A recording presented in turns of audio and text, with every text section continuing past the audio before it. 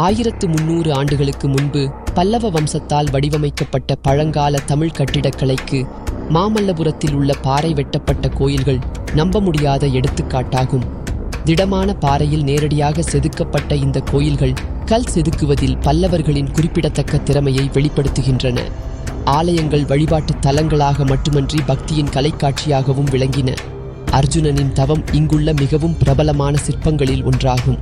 சிவபெருமானிடம் இருந்து சக்தி வாய்ந்த ஆயுதம் ஒன்றை பெற அர்ஜுனன் தியானம் செய்த கதையை இது அழகாக சித்தரிக்கிறது.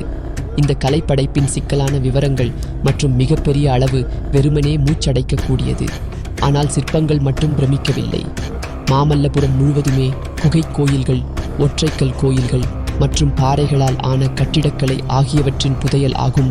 பல்லவ ஆட்சியாளர்களின் கலை மற்றும் ஆன்மீக திறனை பற்றிய ஒரு பார்வையை நமக்கு வழங்கும் இந்த கோயில்கள் காலத்தின் சோதனையை தாங்கி நிற்கின்றன.